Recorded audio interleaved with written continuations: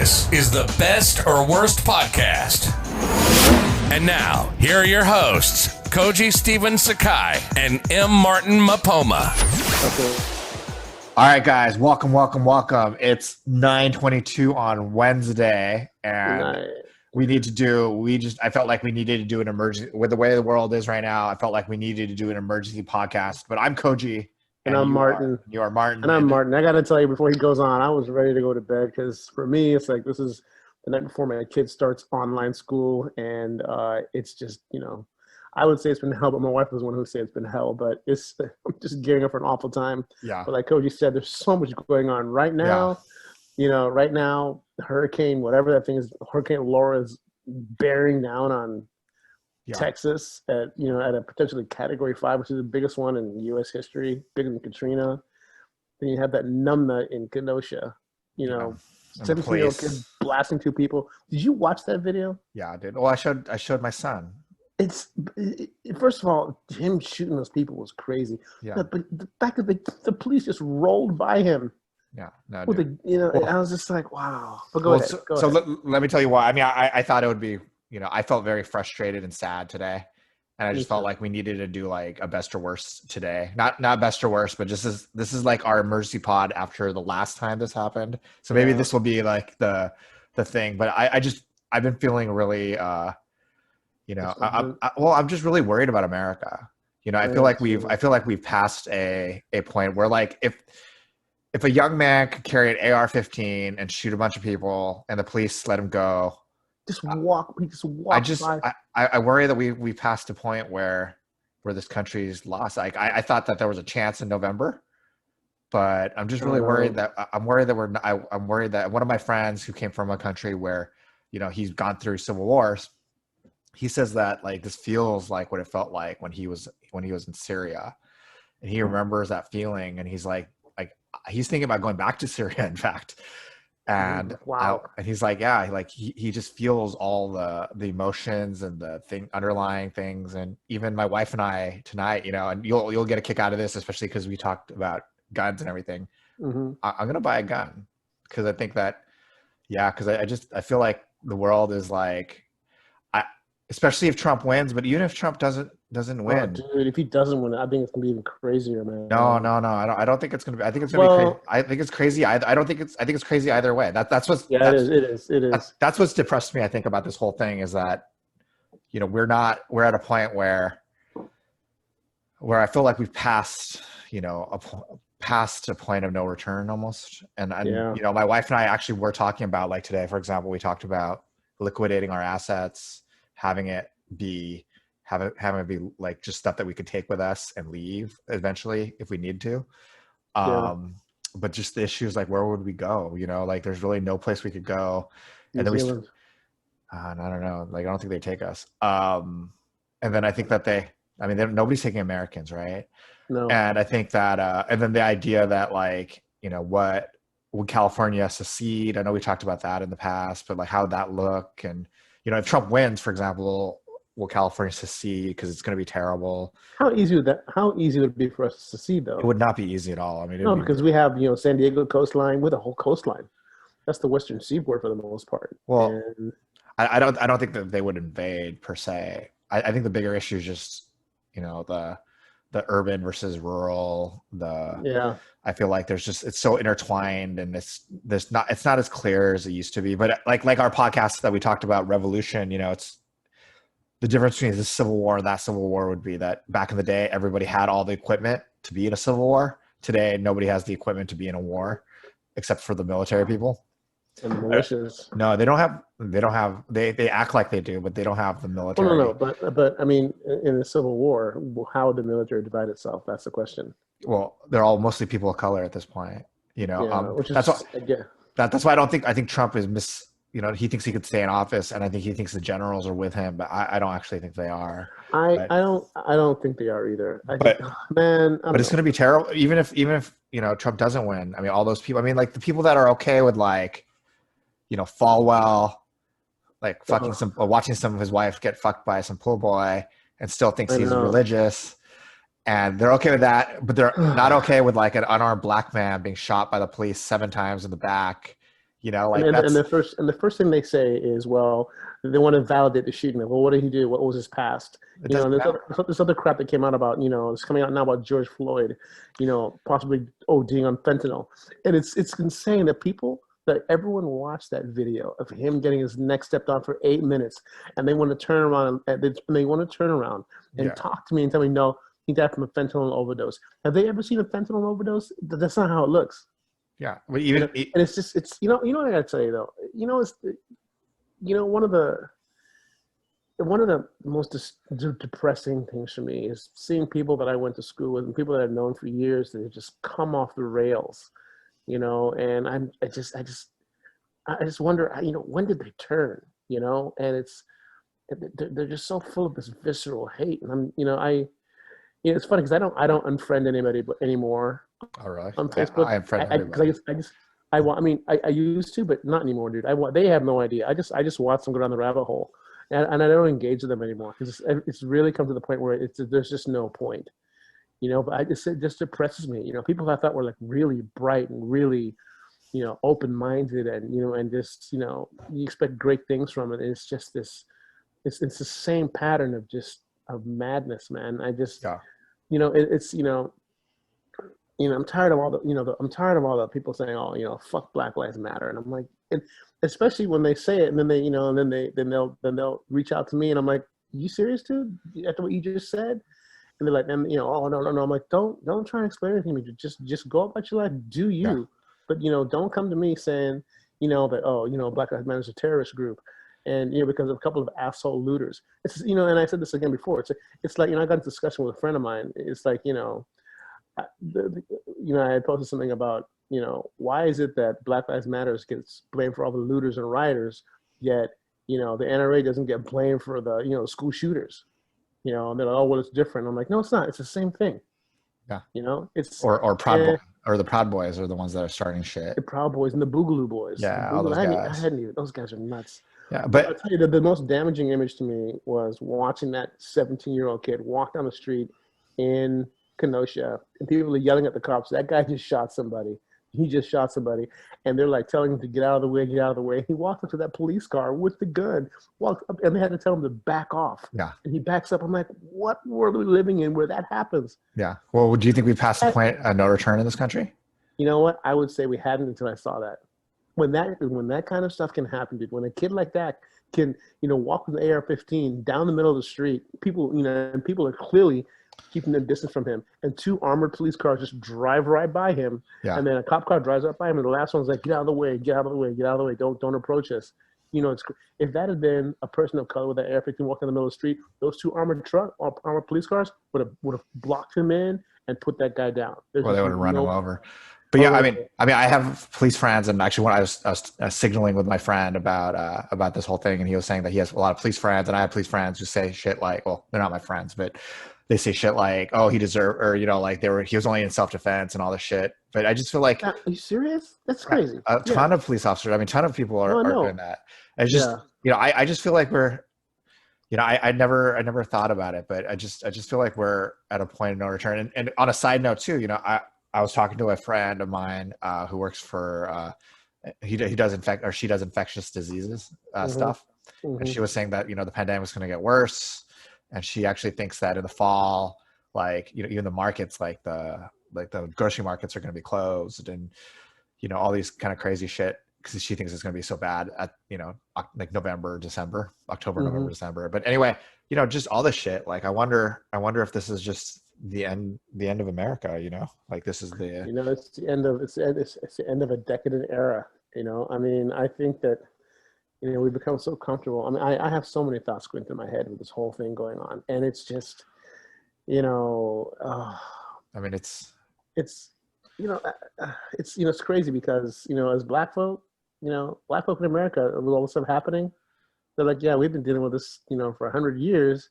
And the only thing for me personally, I thought for a minute was that, well, maybe, with all the, the video out there and all those cameras out there and people seeing it actually happen, that it might change a little bit, but it did change for a moment. And then all of a sudden everyone just started explaining everything away. I think it did. I think it went from, I think it went from no, this couldn't possibly happen to well, what did they do to deserve that killing? Yeah. Or we don't know the whole story. It's like, well, what is his criminal record? But That's what they say now. those people were never on the side though. They were No, always I know. like, yeah. I know, but the thing is, it's like, but there was a moment where they were like, okay, No, they were regroup never. and rethink. They were never. Rethink the way right away with the George Floyd shit, they were against that. They already thought that he was a thug or something. I mean, they even called him, like a criminal and blah blah blah. The ones that kill me, man, are the Candace Owens of the world. I was watching, Charles Henderson. That's his name. He was a civil rights protester back in the 1960s. He sat at the Woolworths breakfast counter and did his thing. And he's up here, stumping for Trump. I'm looking at this guy like, well, you just lost whatever standing you had in the black community. Yeah. Well, completely. There's always sellouts. Oh, but he kind of surprised me because, and then, and Vernon, whatever his last name was, the dude, the Democrat who spoke at the Republican Party. Yeah. And I was like, and at first I was like, yeah, there's got to be a catch to this. And I said to myself when he was online on TV talking, I said, this guy is about to jump ship. And sure enough, he was not accepting another term, in Georgia. And I was like, yeah, big shock. He's basically lighting a fire and then leaving. He's a coward as well.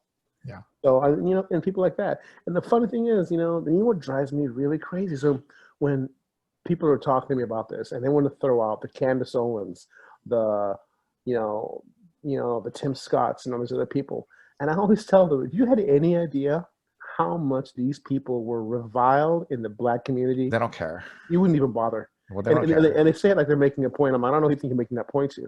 Yeah. And the funny thing, the thing about it is it's just an opinion. That's one black person out of millions. That's just one person's opinion. Yeah. I mean, I don't even care about these people anymore. I mean, I just think that. No, I don't. I just feel like we're. I mean, do you feel like we're at a precipice or are we past it? I mean, what do you think about my friend who said that he feels like this is already the beginning of what he went through in Syria? You know what? If you told me a year ago that we'd be dealing with a pandemic and riots like this going on, I'd have said, "Oh man, it's going to take a lot." So I don't know, man. I have little confidence. I think we've reached a tipping point.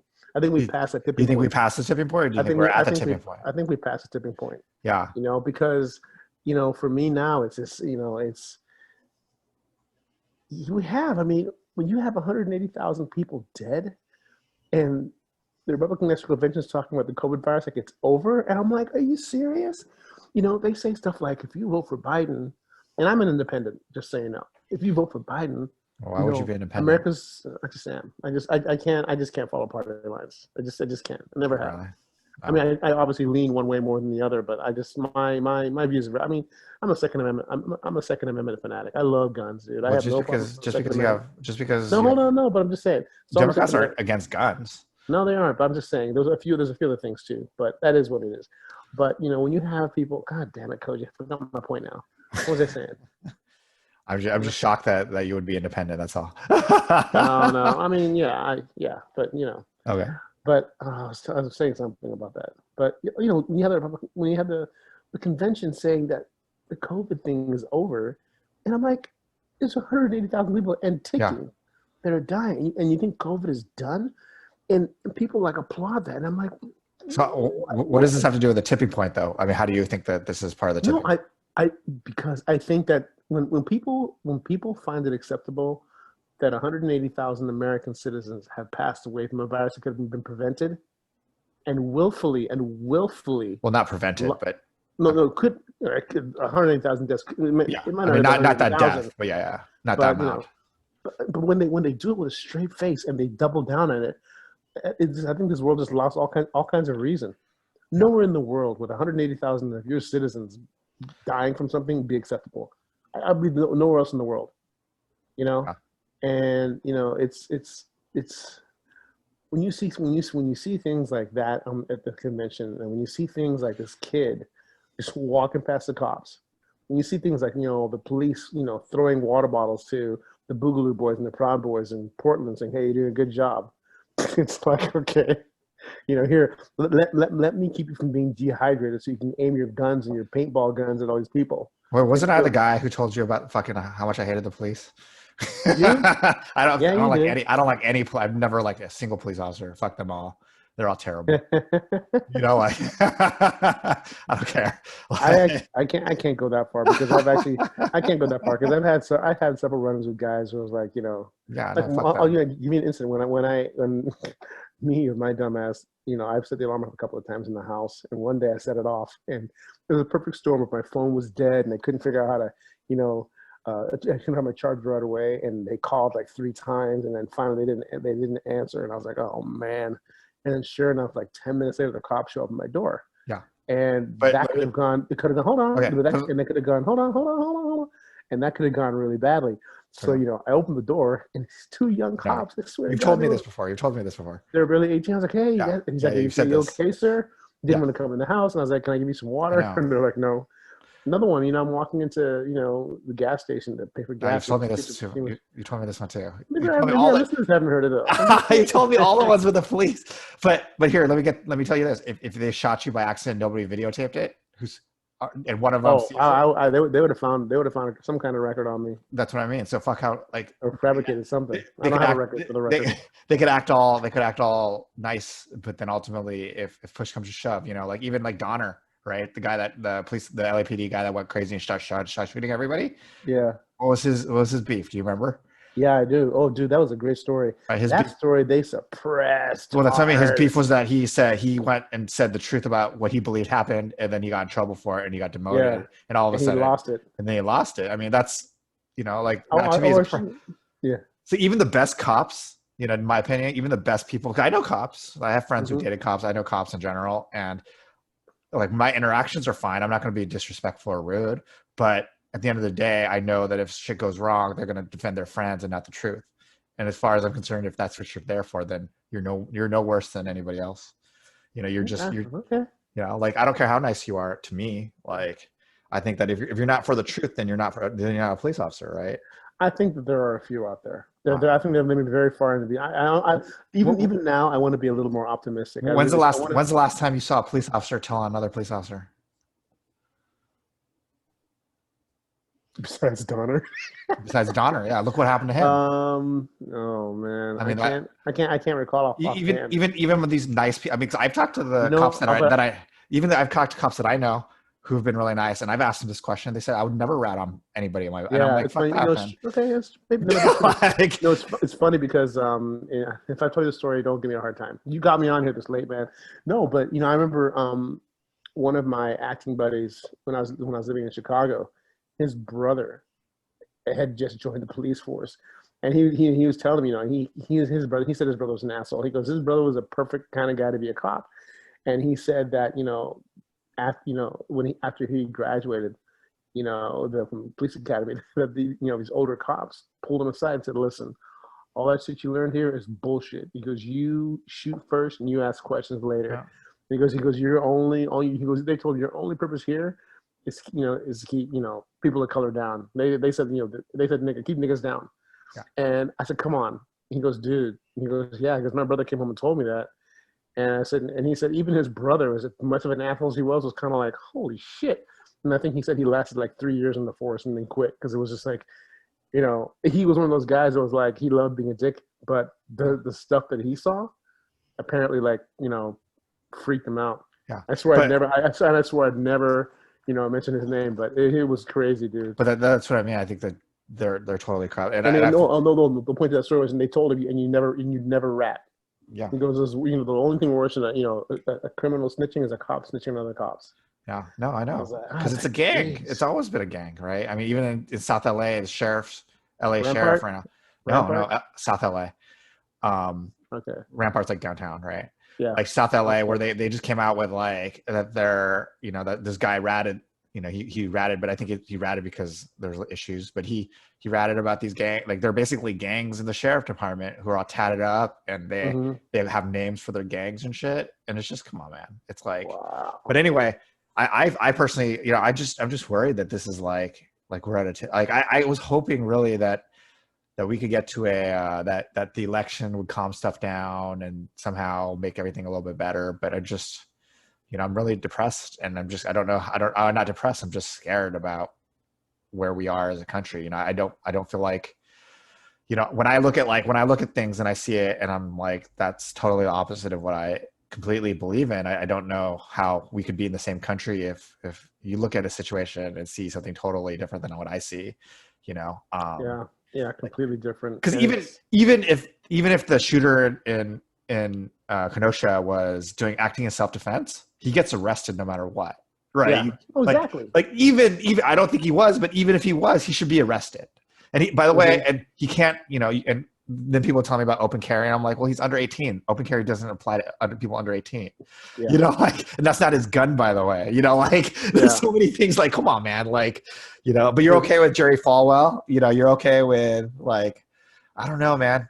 And the reason, I don't know. Like, we were even talking about going back to Japan, and not going back to Japan because we're not from Japan, but going to Japan. And we can't go to Japan. Japan just doesn't work for us because we would be treated as second-class citizens in Japan. Oh, that sucks, dude. How is that possible? Well, our Japanese is not good enough. We can't read good enough. So we'd be like we'd be illiterate, basically.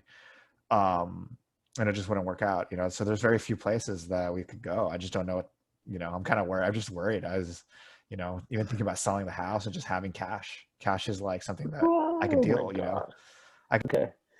So you wouldn't go to Japan. I don't know where we go, Could you guys go to Zambia? Yeah, we could. We could go to Zambia easily. We can easily go to Zambia. I mean, not a problem.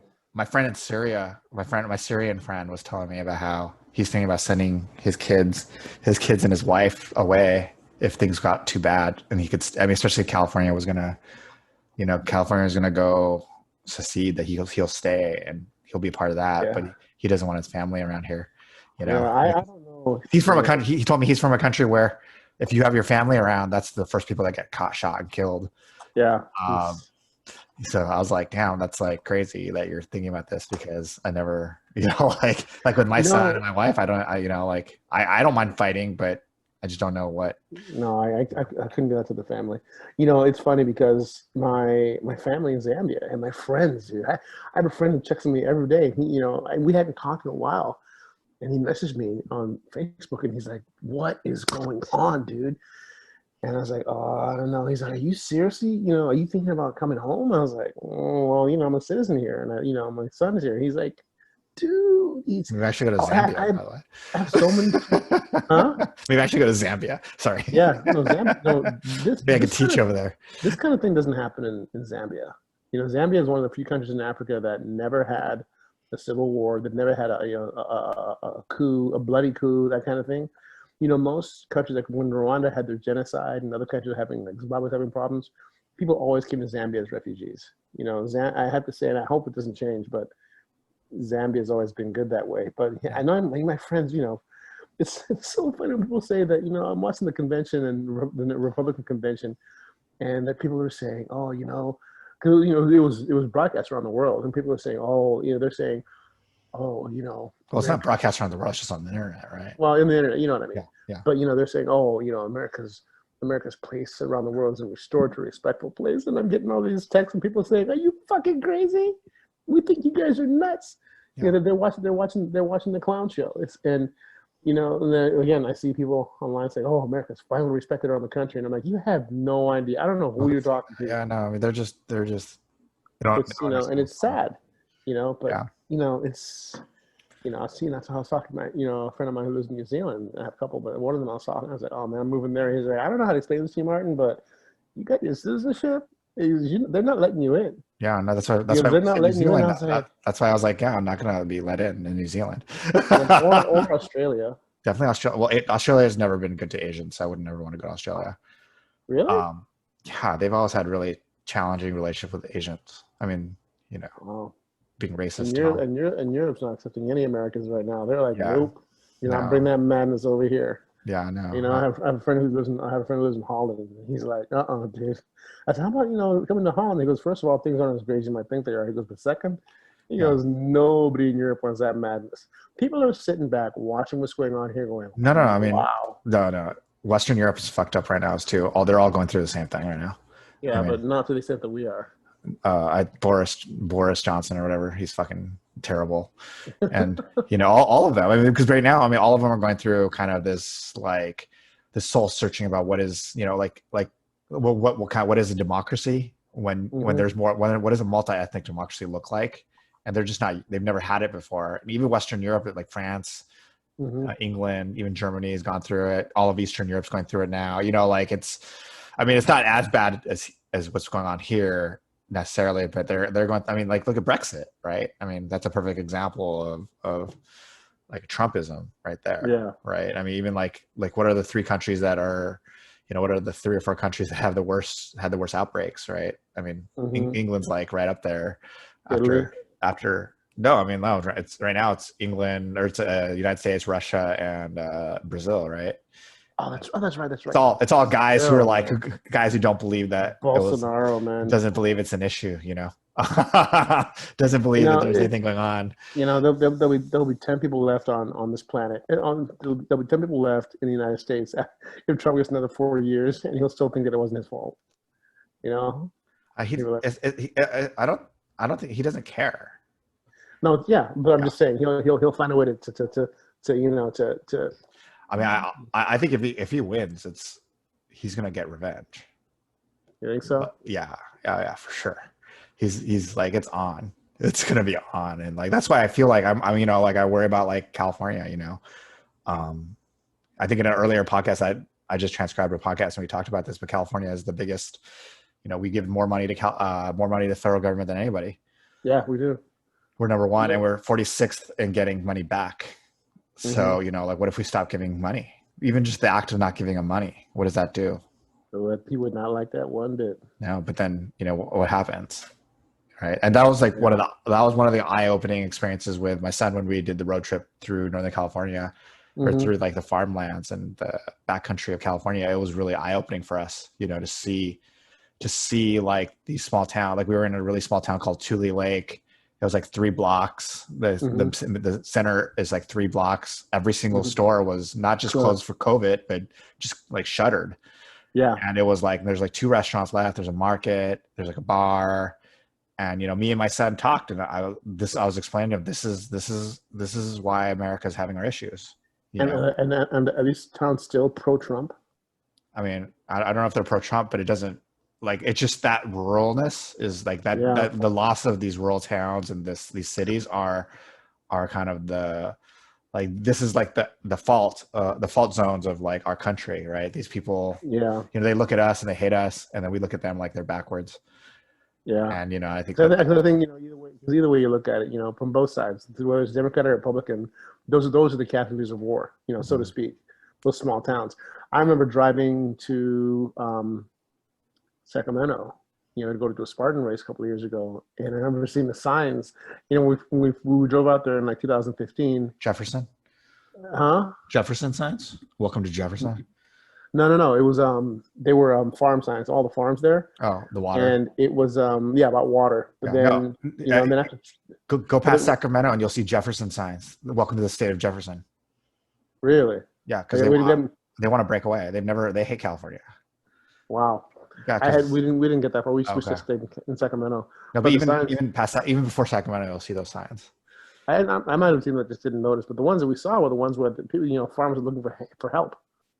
Because all the migrant workers that are supposed to be taking everything here weren't coming in anymore. Well, also, and even going to the farmers market, dude. I'm talking to the guys at the farmers market, and they're like, "We have," I said, "Why do your?" I said, "One guy who I get cucumbers from." I said, "Why do your cucumbers look so big?" He goes, "We have no one to pick this." I said, "What do you mean?" Because all the workers are not coming over here anymore. Yeah. And he was telling me these, people talk about the migrant workers and, taking up all the, whatever public services are out there. He's just bullshit. He goes, these guys don't want to come here and get, picked up by ICE and spend 3 years in a cage. They just don't come here anymore, and it's screwing the farmers over. Yeah. But I think the bigger issue for them is the lack of water. All the water is being diverted they were saying San Francisco and LA. But I mean, that's why I think that the problem with like California leaving is that it won't be a clean break, because not like all of California would go. And I think it would be really, again, like kind of going back to our conversation about revolutions, there's nobody fighting. It's not a fighting war like the last Civil War. It's make the government, make it ungovernable. And then what happens when things become ungovernable is that you start having like militias and people in charge of certain areas. Like this block belongs to this group and this block belongs to another group.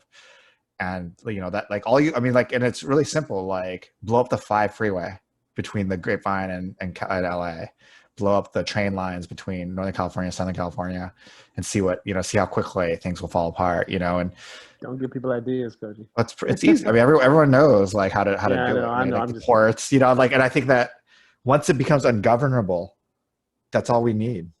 Like that. All of a sudden, you have like who's the most powerful person in the Pasadena area? Like which group of people? Like do I want to live? Like, is that like an awesome place to live? That sounds terrible. I don't know. So let me ask you this question: what kind of gun are you guys thinking about buying? You like a pistol or like an actual like? No, rifle. Not like a big gun, but just something. I don't know. I've shot, like I was in ROTC. I've shot everything. I did ROTC training. So I'm like, my recommendation, if you can, don't just buy one. You need to buy, and you need to buy at least one for you, the kid, and the wife, and make sure they know how to use them. And then you need to get some bad boys. Yeah, no, I shot the kind of guns that make people think twice about coming at you. I don't know, because but look at this. Like, if there's a warlord here, me owning like 5 guns doesn't mean shit. No, it doesn't. But it also means you're not going to get punked. No, that means like if you try to fight back, that's when you're gonna get killed. It'd be easier to be like, I'd much rather fight back than be beholden to some numbnut. Yeah, but what do you do with your family? How do you fight back with your family? That's what to Zambia. but this is why I was telling you about my friend from Syria. This is literally why he said, "Oh well, yeah. The first thing I'm going to do is I'm going to send my family. Like I'm sending my family back to Syria." And I was like, "Are you kidding me? Like you're thinking about sending your family back?" He's like, "Yeah, it's safer."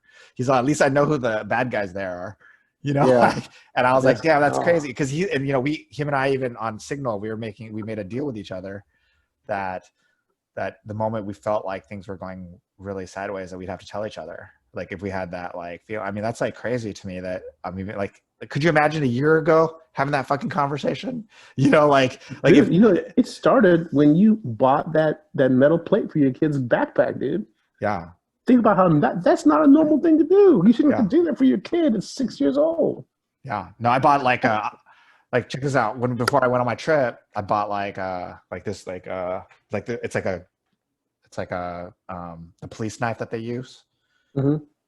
Because I was like, fuck, we don't know where we're going, I wondered about that. I was like, what kind of protection are you taking for yourself? Oh, yeah, I had like it's like the kind of knife that's like the only purpose for this knife is to fight people. It's to like kill people. Yeah.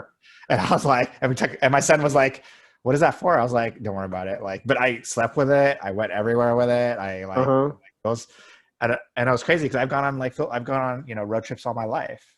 Yeah, no. Whenever I leave the house, I've never felt like I needed it before. Even in places I felt uncomfortable because I'm Asian. Yeah. I know the struggles of being like an African American and stuff, but the difference between being Asian and African American in small towns is that I'm seen as like a foreign enemy.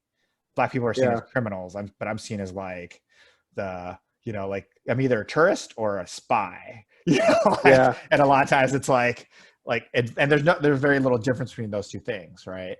Yeah.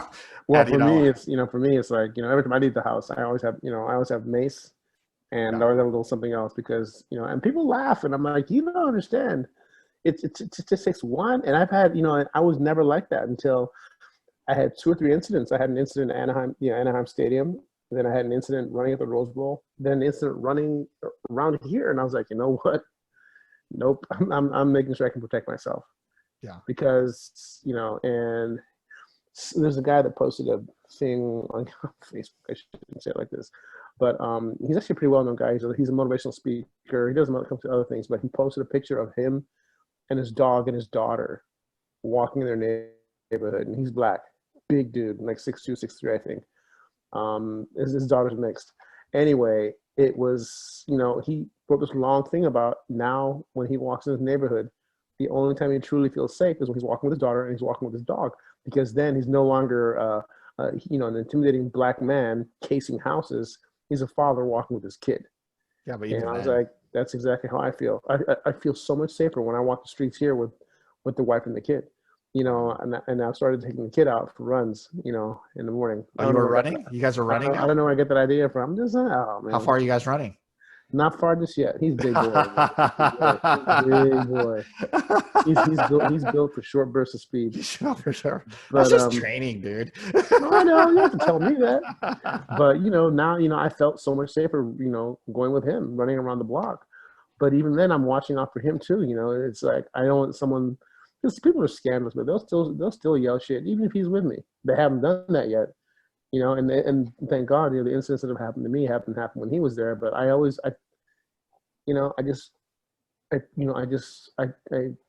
pray for the time that I pray it never happens, because it just takes that one moment when someone says something right in front of him. I know that I'm probably just going to lose it. No, you gotta get them to punch you first, man.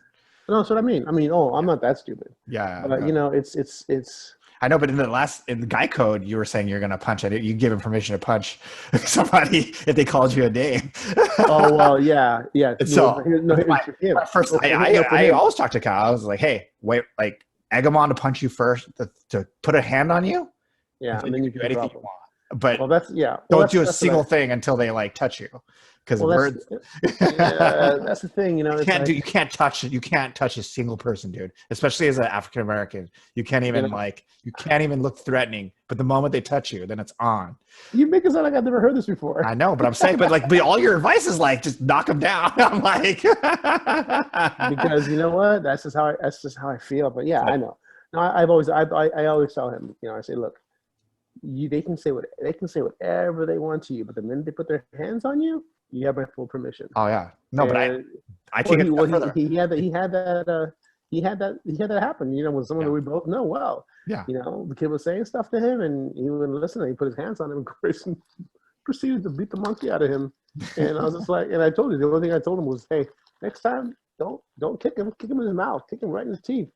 You kick him hard.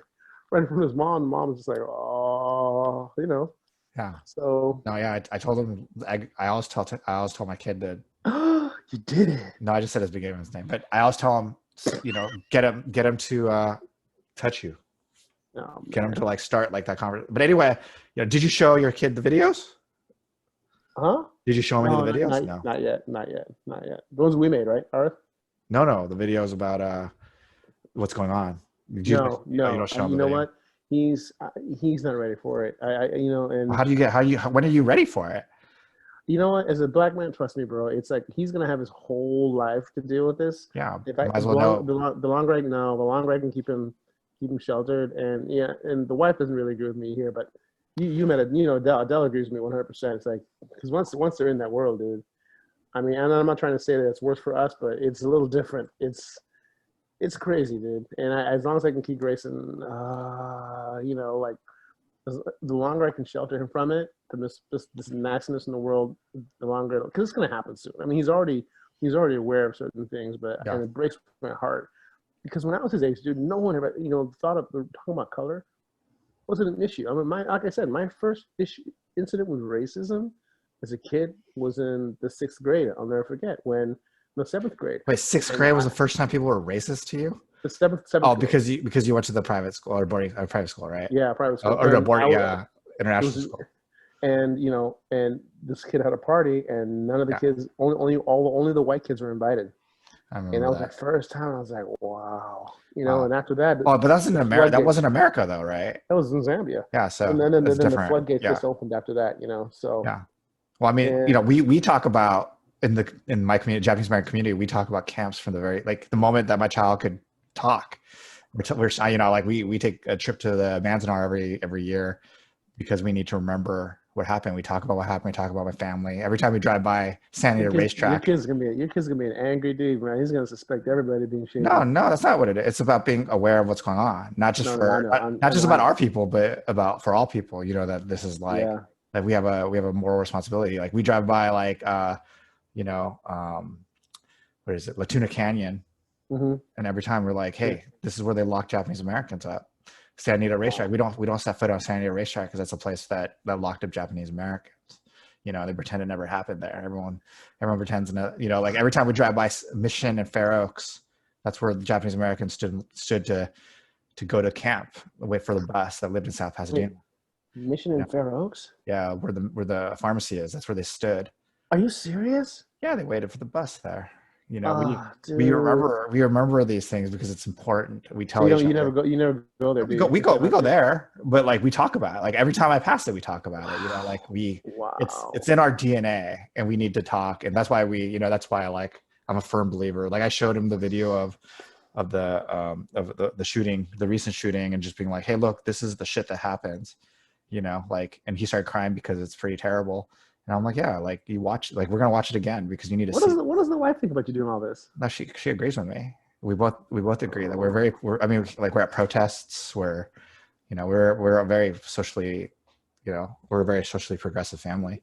Yeah, you are. I will say that for you. Sure. But I started to talk about what happened today with the wife and in front of him, and she's like, no, we don't do that. So I was like, and I understand that because I feel the same way in some ways, but.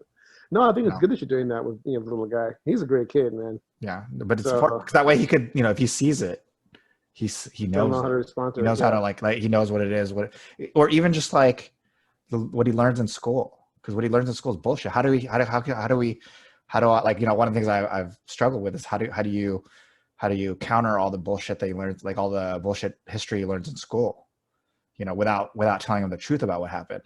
You know? Like, because they talk about, like, for example, like it was funny at the parent night, they talked about, they said social studies, and they're like geography, Native Americans, and local history. And I'm like, wait, so Native Americans are like a geography? Like that just makes any, like what are you talking about? Like that's terrible. That's exactly like the opposite of what I want to teach my son about Native Americans. But it just, but it's like that's why we, him and I are reading a book about Native Americans and how diverse, like North America was the most diverse country in the world, right? Mm-hmm. There's more religions and languages and cultures than anywhere else in the world before Columbus came here. Yeah, so you said it's crazy. And people think that it's just like barren land that nobody was here and the white man could just take over and there's no consequence. That there's no like that, like it was like virgin land. It wasn't fucking virgin land. Like it was never close to virgin land. It'd be like, oh yeah, Africa, there's nobody there, so we just took it over. Like.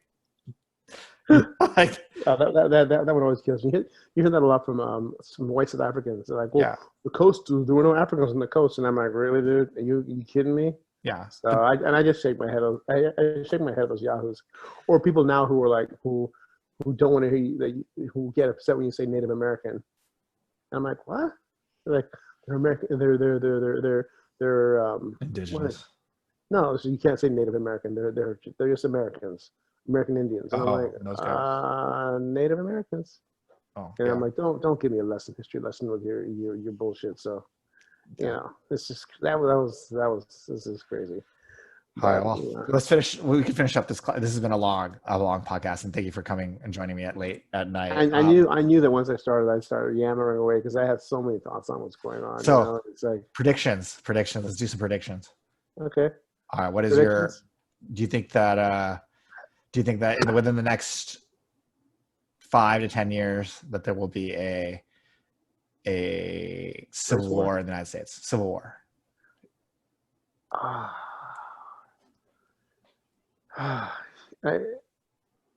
don't know. Can I say I don't know? It's a prediction. I don't. The next 5 to 10 years. Yeah. I think that there will be some kind of civil war. Okay. And I think it'll be based. It'll be. I don't think it'll necessarily be based on race. I think it'll be based on just the socioeconomic structure of what's going on right now, because it's all wrapped in. So I think probably the way things are going now. I mean, if you told me what would happen today would happen, I'd have been like, you're nuts. But so anything's possible. So I said, sure, why not? Okay. Why not? Give me another one. I'm pretty confident that there's going to be, and I don't believe it's beyond race, but I do believe it will be rural versus urban. I mean, I think that's the biggest divide in this country. You think Trump's going to win in November? No, I don't think he wins in November. But I think it's still going to be terrible. Let me ask you this question then: if Trump doesn't win, do you think he's going to leave quietly? No, but I think he thinks that the army is with him, but I don't think the army is actually with him. Yeah, they can't do that. That would be just as bad. I mean, I think there would be a part of the army with him, but I think the majority of the army would not be with him. You think the Republican Party, as we know, it's over once he's done? No, I think that they, I think they're more comfortable being the upstart than they are being a ruling party. Ever since like post Ronald Reagan, they're more comfortable being like the Newt Gingrich than they are being a ruling party. That's why they're as a governing body right now, especially when they controlled all three branches of the government. They were acted like a minority party, even though they're the majority party. And so I think that they're going to go back to the way things have been. I mean, think about like off the top of your head, how many times has a Republican won the popular vote in the presidential election since Reagan? Not once. One time. Bush Jr. GW. Yeah. But that's interesting. That's like every president after that has been won by but that's partly just because of the urban versus rural divide. I mean, all urban votes Democrat now and all rural votes Republican now. And that's kind of what it's become. Yeah. Man, that's crazy. All right. Well, this has been an exciting best or worst podcast. Oh, it's been something. This is going to be like every time there's civil unrest and another innocent person gets shot by the police, I think we'll have to have an emergency pod. Yes, we should. Deal with, it kind of reminds me of, sorry, I'll finish with this. It reminds me of like, I don't know if you've ever heard, but on The Onion, they have this article that they post every time there's been a school shooting. And so what they do is every time there's a school shooting, they just change the name of the school, but it's the same article. And the article's always like, there was a shooting at UCSB, but there's nothing we can do about it because this is just the way it is. And then like the next shooting will be like, at Parkland, it'll be like at Parkland, like there's at Parkland, Florida, 14 students were killed, but that's just the way it is. Like, and they just use this whole same article every time. And I've seen that. I wonder if this is going to be the same thing, like the Onion does a great job with that stuff, man. I love The Onion. I mean, have you heard there's even an app now where somebody's developing where like good white people could take video of African Americans being stopped by the police just in case something happens, so that they could make sure that it gets uploaded to a cloud.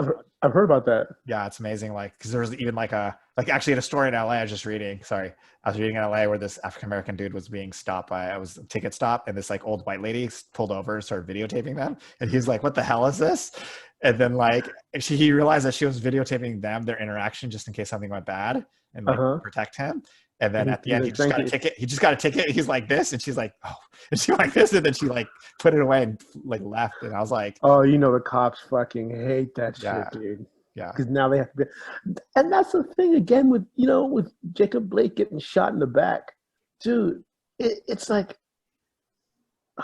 By the way, they should just learn jujitsu. If they could learn jujitsu, they would have taken that guy down like before any of that situation. They didn't need to be shot, especially 7 times. In front of his kids, man. Yeah, but you could. And then people wonder why black folks hate the cops. Yeah, they could have just taken them down. Those kids are gonna grow up hating, and oh god. This by the way, this is why my son never gets a sticker from the cops. That's like the last time he got a sticker. I was like, give that sticker. I was like, give that sticker back. He's like, why? I was like, we don't accept shit from them. Because propaganda. And I remember he was like 3, and he walked back and he gave it back to them, and they're like, why? He's like, and he walked away. I was like, that's awesome. There you go. Oh, dude. I was like, fuck that. Don't. And he could take one from the fire department because those guys are fine. But not the fucking police. You made him give it back right in front of them? Did the cops look at you like, what the fuck? Well, they didn't understand what was going on. They could have just been any reason, right? But I mean, you should be respectful. I would never say be I think police officers shouldn't be shot or hurt or disrespected. But I don't think that it's kind of goes back to the whole respect that we always talk about. Like I tell my son that respect is earned.